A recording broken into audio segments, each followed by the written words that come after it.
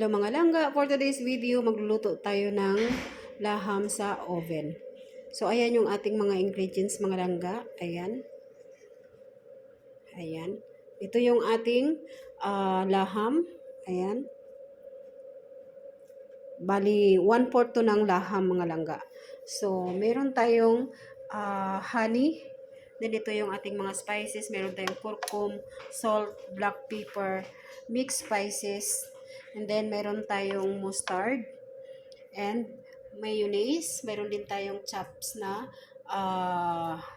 coriander. Then meron tayong lemon.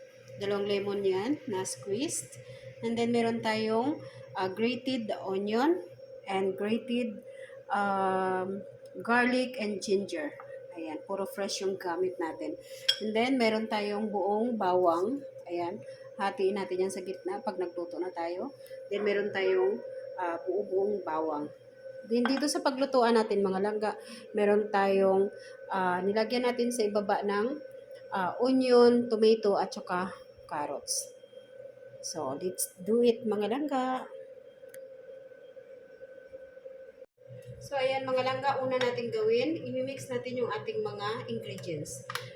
Ito pala mga langga, meron tayo, gagamitin tayo ng fresh yogurt. So nakalimutan ko ito kanina, i-intro. So ayan, ilalagay natin yung yogurt dito sa isang bowl. Then, yung ating mustard, halo-halo na natin yan lahat mga langga. And then yung ating mayonnaise. 2 tablespoon yung mayonnaise natin mga langga. Yung ating honey. Ayan. 1.5 spoon yung ginamit natin. Ayan. And ito yung grated ginger at saka grated garlic. At saka yung ating onion. Hindi na natin isama yung kasi nagsasabaw siya. Ayan. And then yung lemon. Yung mga spices niya. At saka yung coriander leaves. So, ang gagawin natin, halo natin lahat.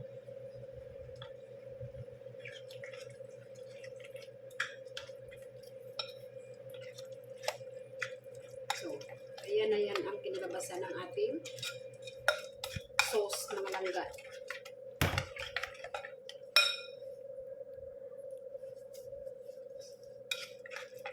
So, isit aside muna natin itong mga langga. So, sunod natin gawin mga langga, ito yung ating laham. Ayan. So, gagawin natin dito mga langga. Ito, magbutas tayo dito kung saan-saan parte ng laham. At saka maglagay tayo ng bawang. Like this. Ganyan. Lagyan natin ng buong bawang yung mga binutasan natin. Ayan. Lahat yan mga langga. Basta lahat ng mga parte ng magbutas lang at saka lagyan ng buong bawang.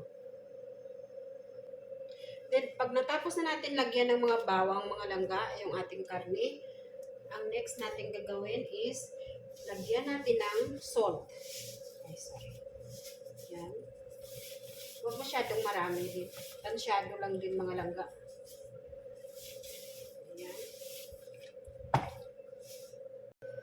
Then, natapos na natin lagyan ng salt. So, mayroon akong black pepper dito mga langga. Budbud lang natin sa lahat ng part ng laham. Ayan. Bago natin ilagay. I-marinate natin siya mga 2 minutes or 5 minutes na dito sa sa black pepper at saka sa salt. Bago natin ilagay yung ating sauce. Ayan. So, i-rest na natin siya ng mga 5 minutes. So, ayan mga langga. Lagyan na natin siya ng sauce. Kailangan lahat ng part ng ating laham malagyan ng sauce. So ito mga langga, i-marinate ko siya ng whole night. Kasi bukas ko to siya i-oven. Ganyan ako magluto ng laham. Roasted laham. So, ayan. Para masarap siya mga langga. Talagang malasang malasa siya. Pati sa loob. Kung mamarinate siya ng whole night. So, ayan ang mga langga. Tapos na natin yung isa. So, ngayon, ilagay natin dito sa paglutuan natin. Ipatong natin doon sa lagyan natin ng sibuyas at saka kamatis at saka carrots. So, ayan ang mga langga. Ayan. Ilagay ko na yan sa ref para bukas diretso na sa oven. So, lulutuin natin to bukas mga langga ng 4 hours. Ayan mga langga. Mga langga, ayan yung ating roasted laham. So, ready na natin siyang ilagay sa oven mga langga. Ayan. Na-marinate na natin siya ng isang gabi. So, ngayon, ilagay ko na siya sa oven mga langga. So, bago yan, ilagay ko tong iniwa ko na whole garlic. Inatik ko lang siya sa gitna. Ayan. Para mabango yung ating laham. So, i-cover ko lang siya mga langga ng foil. So, ayan ang mga langga. Ilagay ko na siya sa oven. So, ilulutuin natin siya ng 4 to 5 hours. So, ayan mga langga. So, ayan ang mga langga. Luto na yung ating roasted laham. Roasted lamb. Ayan. Ang ganda ng pagkaluto mga langga. So, ngayon, meron akong dito mga langga. Ito, yung plates na lagyan ko. Nilagyan ko siya ng lettuce. So, i-arrange natin siya ngayon mga langga. So, ayan mga langga. Ayan. Itong paalang yung isi-serve ko sa abo. Tapos ito sa amin na yan. Tsaka magbibigay ako sa aming driver. Ayan. So, ngayon, mag-decoration lang ako dito mga langga ng egg. Kasi gusto dito ng mga batang egg. Dito lang yan sa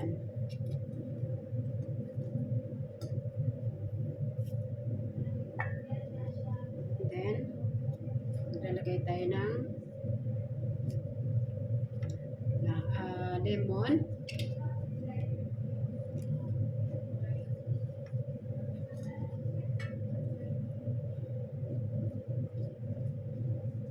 Decoration lang yan mga langga.